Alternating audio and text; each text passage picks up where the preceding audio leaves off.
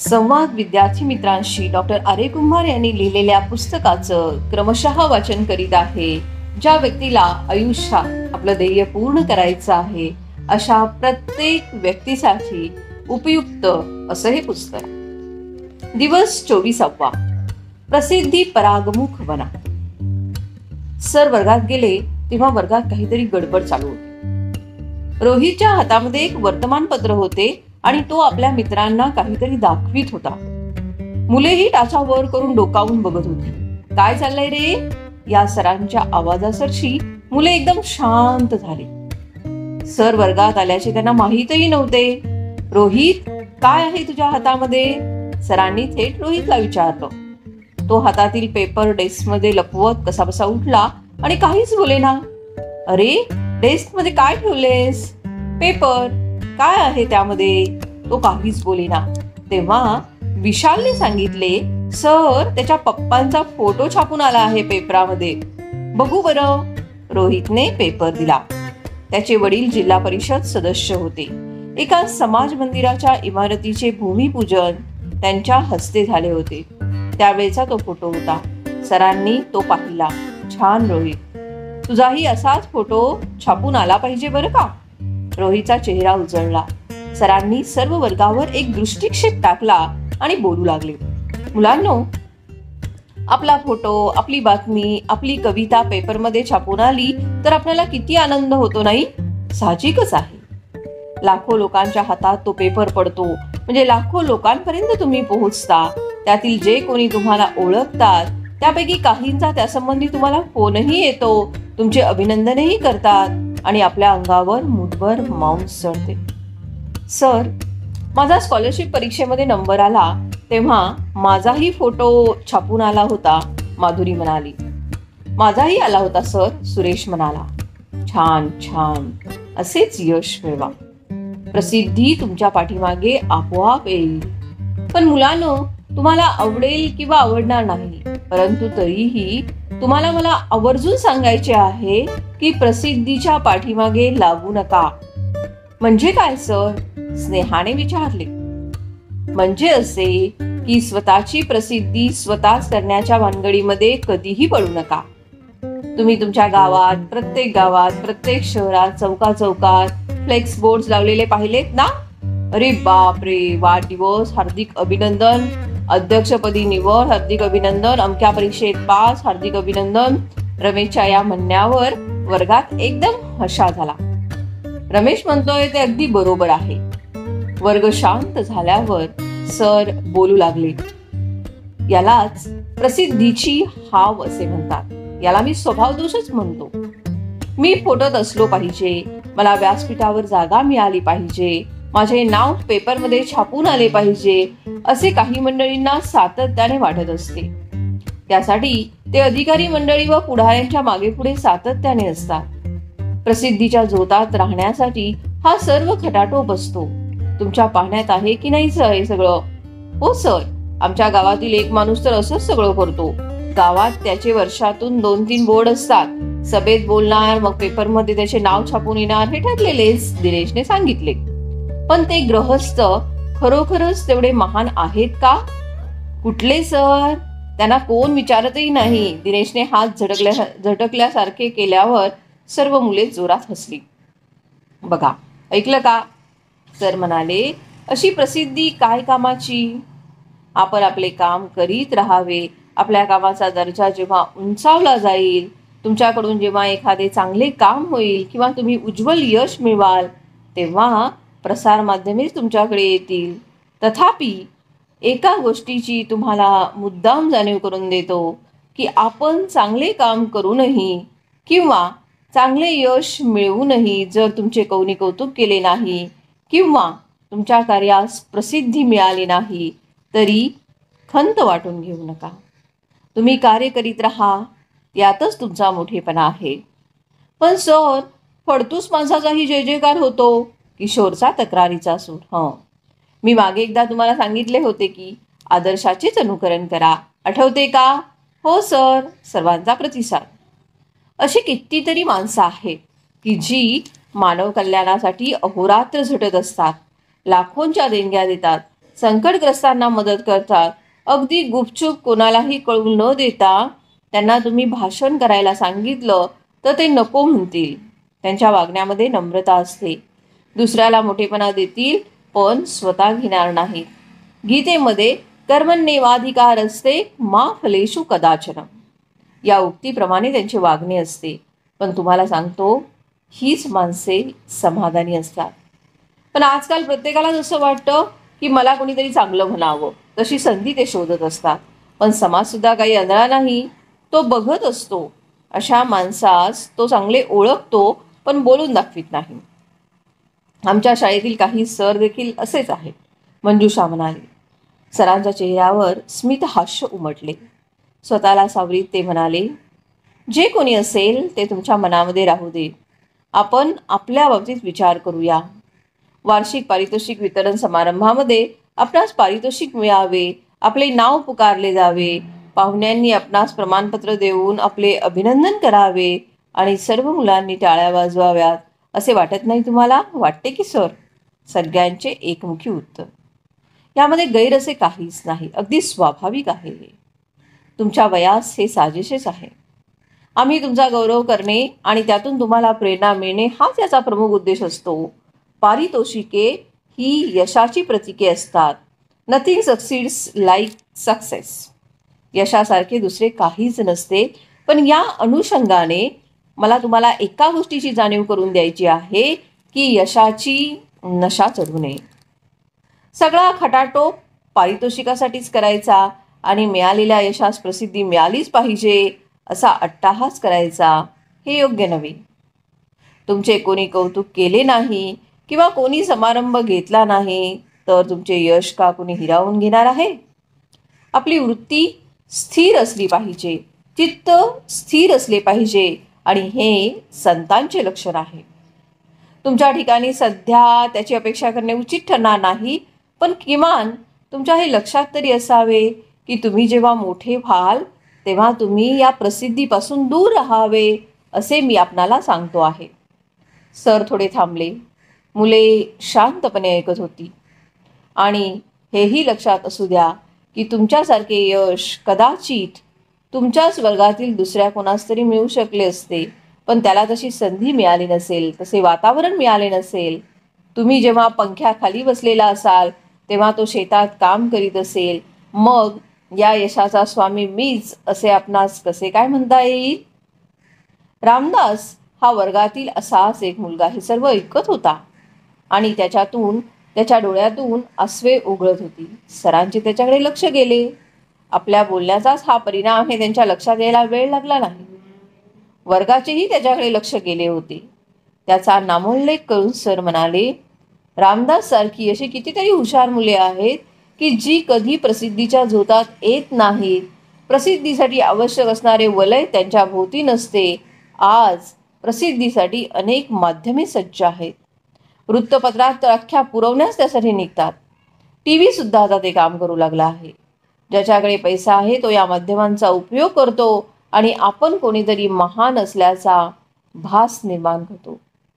Sir, पण हे कोणी वाचत नाही आणि बघत पण नाही, पूजा म्हणाली. मी तर ती पुरवणी लगेच रद्दीत टाकते, राधिका म्हणाली. असलं काय असेल तर मी TVच बंद करते, रेश्मा म्हणाली. वर्गात थोडी खसखस पिकली. गंभीर वातावरण थोडे हलके फुलके झाले. मुलांनो, आपला देश साधू संतांचा, देशभक्तांचा, कर्तृत्ववान माणसांचा अन समाजसेवकांचा. त्यांच्या वेळी ही प्रसारमाध्यमे नव्हती आणि मला वाटते असती तरी त्यांनी अशी प्रसिद्धी केली नसती. यापैकी बऱ्याच जणांचे संपूर्ण आयुष्य गेले पण त्यांना प्रसिद्धी लाभली नाही. त्यांना प्रसिद्धी मिळाली ती त्यांच्या मृत्यूनंतर. पेरलेले कधीतरी उगवतेच म्हणतात ना, तसे अनंत हालअपेष्टा सोसून त्यांनी समाज परिवर्तनाचे काम केले, पण प्रसिद्धीचा मोह त्यांना कधीच झाला नाही. 15 ऑगस्ट 1947ला भारताच्या स्वातंत्र्याचा उत्सव जेव्हा संपूर्ण भारतभर उत्साहाने साजरा केला जात होता, तेव्हा ज्यांनी आपणा स्वातंत्र्य मिळवून दिले ते महात्मा गांधी नवखालीच हिंदू मुस्लिम दंगलग्रस्तांचे अश्रू पुसत होते. लाल किल्ल्यावर आपल्याच हाताने तिरंगी ध्वज फडकवला जावा हा मोह त्यांना झाला नाही. त्या दिवशी भारताचे सारे महान नेते दिल्लीत होते, पण गांधीजी नव्हते. त्यांनी आपल्या देशाला स्वातंत्र्य प्राप्त करून दिले, परंतु ते स्वतःला सत्तेपासून दूर ठेवले. जगाच्या इतिहासात आपल्याला असे उदाहरण कुठेही पाहायला मिळणार नाही. अमेरिकेतील राज्यक्रांती जॉर्ज वॉशिंग्टन यांनी केली आणि तेच तिथे अमेरिकेचे पहिले राष्ट्राध्यक्ष झाले. लेनिन यांनी रशियाची राज्यक्रांती केली आणि ते रशियाचे प्रमुख बनले, परंतु गांधीजींनी देशाला स्वातंत्र्य मिळवून दिले तरीही ते पंतप्रधान बनले नाहीत. मंत्रिमंडळामध्ये वर्णी लागावी म्हणून धडपडणाऱ्या आमदार खासदारांच्या आजच्या या जमान्यामध्ये केवढीही प्रसिद्धी परागमुक्ता. कधी कधी वाटतं की गांधीजींचे नाव घ्यायला आपण लायक नाही. होय सर, बऱ्याच विद्यार्थ्यांनी यास दुजोरा दिला. मुलांनो, गांधीजींच्या बद्दल मला तुम्हाला या संबंधाने आणखी काही सांगायचं आहे. आपण त्यांना महात्मा म्हणतो, पण ते स्वतःस अल्पात्मा म्हणून घेत. जनतेने जेव्हा त्यांना महात्मा ही पदवी दिली तेव्हा ते म्हणाले, मी महात्मा म्हटलो गेलो म्हणून माझे वचन प्रमाण आहे असे समजून कोणीही चालू नये. महात्मा कोण आहे आपल्याला माहीत नाही, म्हणून चांगला मार्ग हा की महात्म्याचे वचन देखील बुद्धीच्या कसोटीवर घासून घ्यावे आणि ते कसास न उतरल्यास त्याचाही त्याग करावा. आहे की नाही कमाल? हो सर, सगळेजण म्हणाले. गांधीजी जगातले एक शिक्षण तज्ज्ञ म्हणून गणले गेले. भारताला त्यांनी वर्धा शिक्षण योजनेची अमूल्य देणगी दिली होती. मी शिक्षण क्षेत्रात अनधिकारी व्यक्ती आहे व शिक्षणाचा जो रूढ व तांत्रिक अर्थ आहे त्यात अनभिज्ञ आहे. केवढा हा विनम्रपणा. थोडं थांबून सरांनी पुन्हा काही प्रसिद्ध परंतु प्रसिद्धी परागमुख व्यक्तींची उदाहरणं सांगितली. ते म्हणाले, मुलांनो, तुम्हास आपले भूतपूर्व राष्ट्रपती APJ अब्दुल कलाम माहीत आहेत ना? तेही असेच प्रसिद्धी परागमुख. ज्या पुरस्कारासोबत रोख रक्कम दिली जाते असे पुरस्कार त्यांनी स्वीकारले नाहीत व स्वीकारतही नाहीत, कारण ते म्हणतात, या पैशाचे मी करणार तरी काय? मला त्याचा काहीही उपयोग नाही. त्यांना अनेक देश विदेशातील विद्यापीठांनी मानद पदव्या प्रदान केल्या आहेत, पण आता ते अशा पदव्याही स्वीकारत नाहीत आणि ते म्हणतात, माझे आयुष्य दुसऱ्या कोणासाठी आदर्श आहे असा माझा दावा नाही. आपले कर्मवीर भाऊराव पाटीलही असेच प्रसिद्धी परागमुख. आपल्या रांगड्या भाषेत ते एकदा विद्यार्थ्यांना म्हणाले, लेकांनो, मी काय पदवी मिळावी म्हणून गोरगरिबांसाठी काम करतोय का? आपण मोठेपणाच्या मागे लागायचं नसतं. मोठेपणा आपल्या पाठीमागे आला पाहिजे. यामध्ये गोरगरिबांच्या हृदयात मला जे स्थान आहे ते अढळ आहे. गोरगरिबांनी मला दिलेल्या कर्मवीर या पदवीचा सर कोणत्याही सरकारी पदवीला नाही. थोडे थांबून सरांनी विचारले, मुलांनो, लाल बहादूर शास्त्री तुम्हाला माहीत आहेत का? होय सर, जय जवान जय किसान हरिश्चंद्रने गर्जनाच केली. हां, तर त्यांच्याबद्दल तुम्हाला एक किस्सा सांगतो. त्यांना एकाने विचारले, आपण एवढी मोठी उत्तुंग कामं करता, मग त्यांना प्रसिद्धी का देत नाही? यावर शास्त्रीजींनी त्यांना विचारले, आपण ताजमहाल पाहिलात का? हो, ते म्हणाले. आवडला आपणाला? नक्कीच. संगमरवरी दगडांचे बांधकाम अप्रतिम आहे. हो, पण ते बांधकाम ज्या पायावर उभे आहे त्या पायातील दगड बनणे मी अधिक पसंत करतो. वाव, सुरेखाच्या तोंडून एकदम उद्गार बाहेर पडला. मुलांनो, सर पुढे बोलू लागले, माणसं जेवढी मोठी तेवढी नम्र आणि प्रसिद्धी परागमुख असतात. न्यूटन केवढा मोठा शास्त्रज्ञ, पण मित्राबरोबर एकदा वाळवंटातून फिरताना वाळूचा एक कण उचलून तो आपल्या मित्रास म्हणाला, या कणाएवढे माझे ज्ञान आहे. आणि आपण सामान्य माणसं अर्ध्या हळकुंडानं पिवळी होणारी 90% मार्क्स पडले, पेपरमध्ये फोटो आलाच पाहिजे, चौकात बोर्ड लागलाच पाहिजे. आणीबाणीच्या काळातील घटना तुम्हाला सांगतो. ज्ञानपीठ पुरस्कार स्वीकारावा म्हणून त्या यंत्रणेतील लोक दुर्गाबाई भागवतांच्या घरी गेले आणि त्यांनी तशी विनंती केली, परंतु त्यांनी निर्धारपूर्वक तो बहुमान फेटाळला. महाराष्ट्र शासनाच्या महाराष्ट्र भूषण पुरस्काराच्या त्या पहिल्या मानकरी ठराव्यात म्हणून खुद्द बाळासाहेब ठाकरे त्यांच्या घरी गेले होते. त्यासही बाईंनी ठाम नकार दिला. पुढे मंगेशकर कुटुंबियांचा मोठा पुरस्कार स्वीकारावा अशी त्यांनी गळ घालण्यात आली, पण त्यासही त्यांनी नकार दिला. हा आदर्श आम्हा शिक्षकांच्या पुढेही नाही, म्हणून तर आदर्श शिक्षक पुरस्कारासाठी ते धावपळ करतात. खुद्द गांधीजींनी केलेली स्तुतीही विनोबांना रुचली नाही. गांधीजींनी एकदा विनोबांना पत्र लिहिले, तुम जैसी महान अन्य किसी आत्मा से मेरा संपर्क नहीं हुआ है. केवढा मोठा गौरव. पण विनोबाजींनी ते पत्र फाडून टाकले आणि ते म्हणाले, अशा स्तुतीने मोह होतो, गर्व होतो. थोडे थांबून सर सद्यस्थितीकडे वळले आणि म्हणाले, तोच प्रकार साधू संतांच्या बाबतीत. तुकारामांनी आयुष्यभर छळ सोसला, पण त्यांनी सन्मार्ग सोडला नाही. आयुष्यभर पारायण करावी अशी गाथा लिहून ते म्हणतात, फोडिले भांडार धन्याचा हा माल, मी तव हमाल भारव आहे. आणि आजही तथाकथित साधू संत पहा, काय त्यांचे सोहळे, काय त्यांची उठाठे आणि काय त्यांचे वैभव. गावातील साध्या पुढाऱ्याला सुद्धा मान सन्मान पाहिजे. पत्रिकेत नाव नसले की बहादर कार्यक्रमाला येणार नाही. स्टेजचा मोह तर कोणाचाच सुटत नाही. पण सर, आपली जनता सुद्धा त्यांच्या मागेच धावते की, महेश म्हणाला. हो, हे तर प्रसारमाध्यमांचे वैशिष्ट्य आहे. ती आपल्या मनावर असे काही बिंबवतात की आपणाला ते सगळे खरे वाटू लागते. जनता मग त्यांच्या पाठीमागे धावते आणि ही चिंतेची बाब ठरू लागली आहे. ही प्रसारमाध्यमे समाज परिवर्तनाची साधने बनण्याऐवजी प्रसिद्धी माध्यमे बनली आहेत. आपण स्वतःला यापासून 4 हात दूर ठेवले पाहिजे. ही सोपी गोष्ट नाही. प्रसिद्धीचा मोह भल्या भल्यांना झाला आहे. प्रसिद्धी परागमुक्ता हा सद्गुण आहे, तो तुम्ही अंगी बाणवण्याचा प्रयत्न करा. स्वामी विवेकानंदांनी केलेला उपदेश ध्यानी धरा.